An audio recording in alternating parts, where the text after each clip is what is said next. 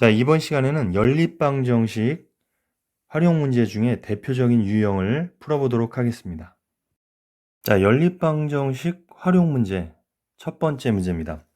자, 두 자연수가 있다. 큰 수를 작은 수로 나누면 몫이 2, 나머지가 10이다.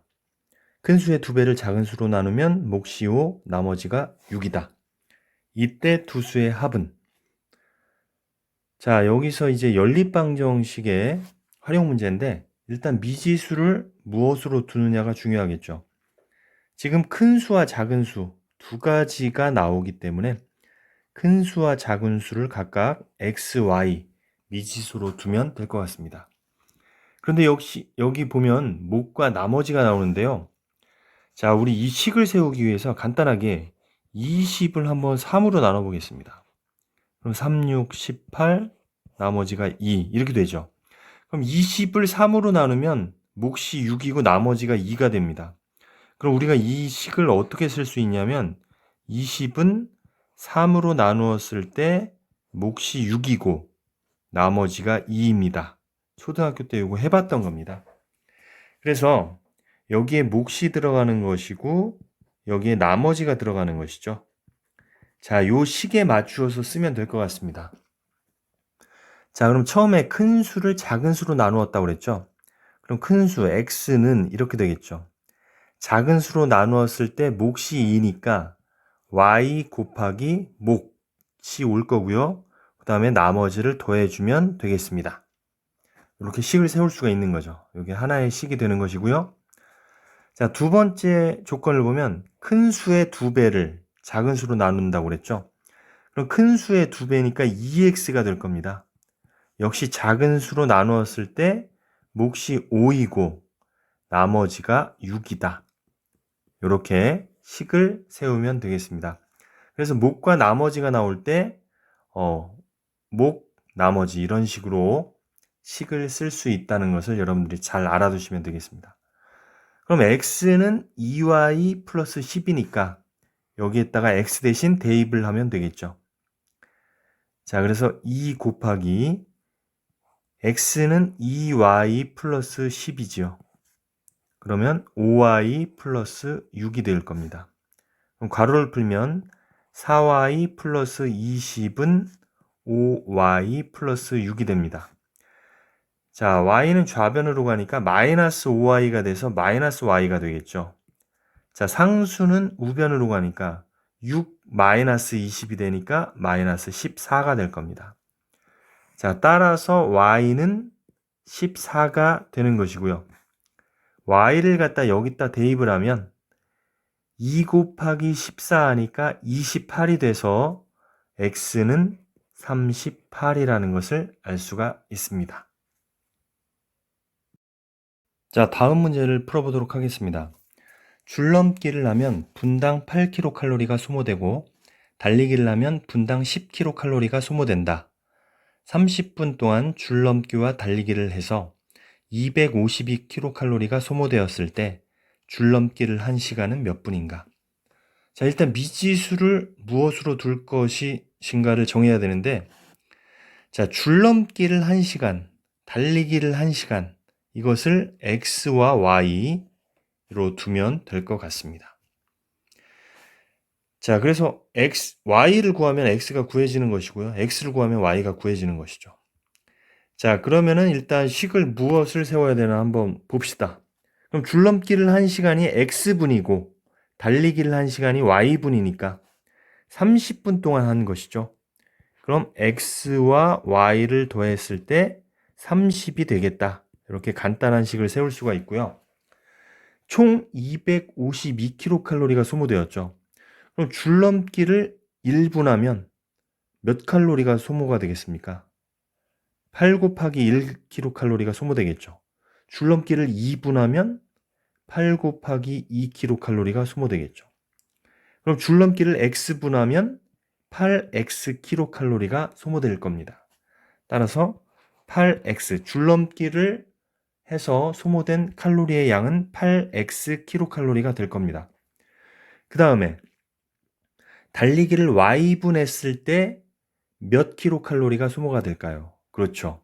1분당 10kcal니까 y분을 하면 10y kcal가 소모가 될 겁니다.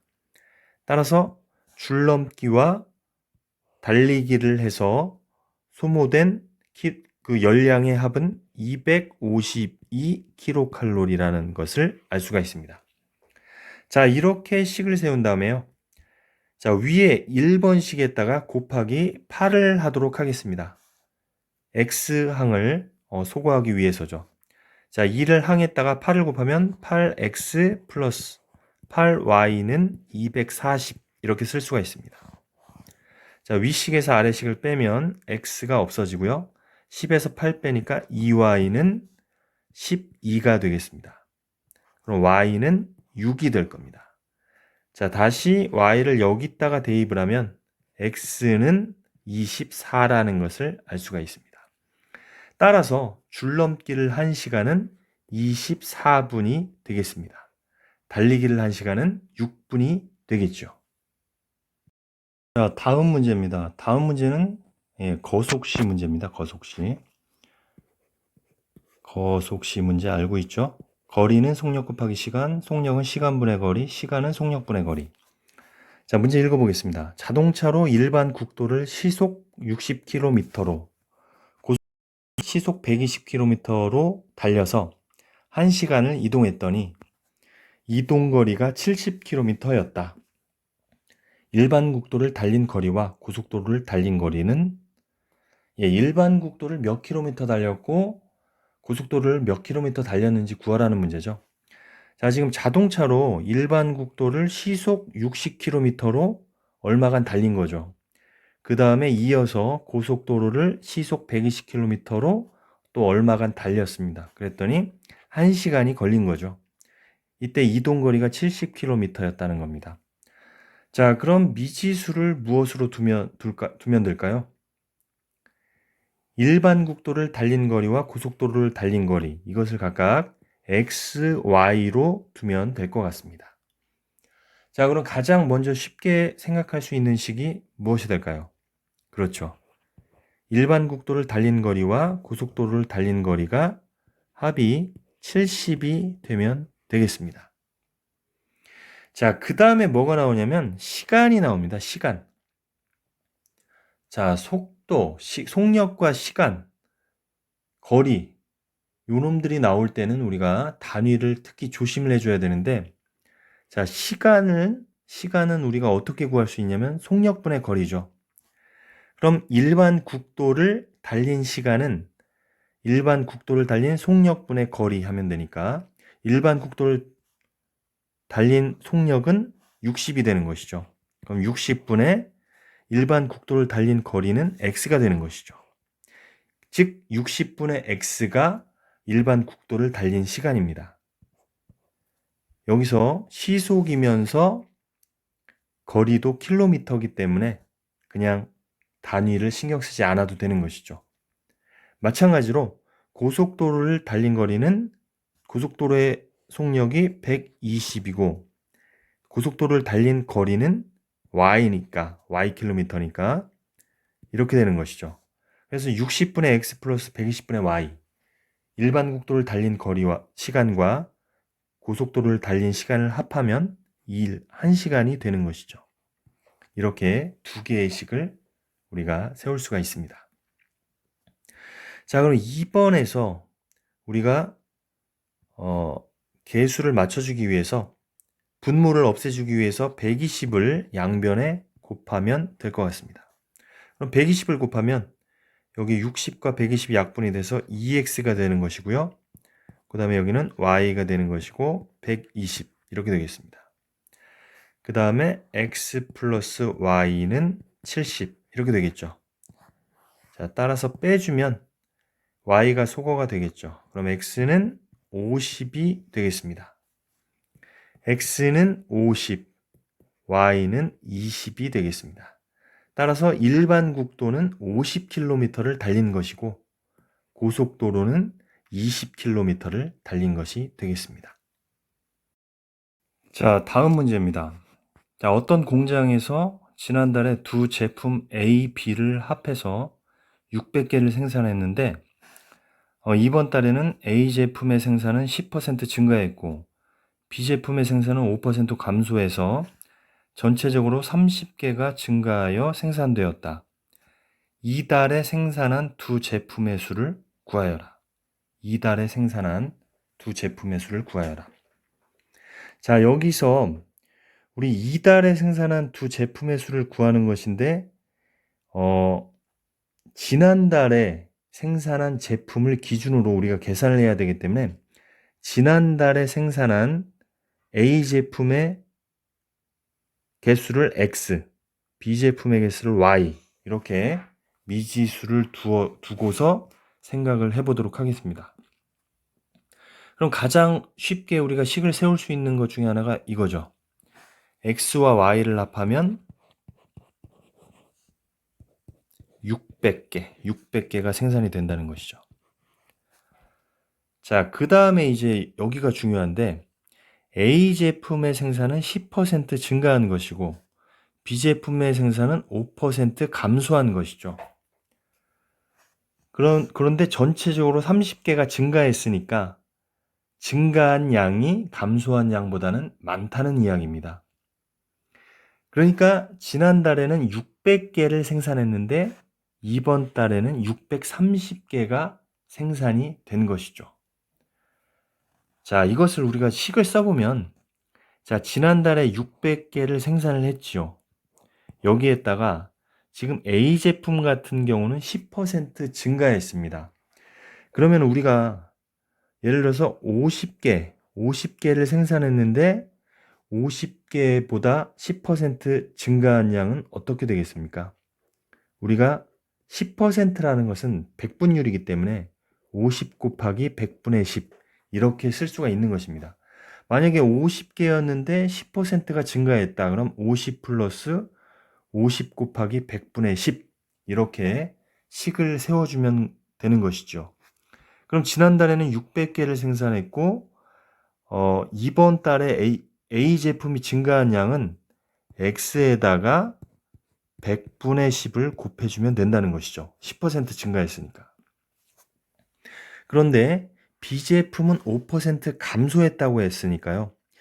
B 제품의 5%는 Y에다가 100분의 5를 곱하면 되는데 감소했기 때문에 마이너스를 쓰는 것이죠.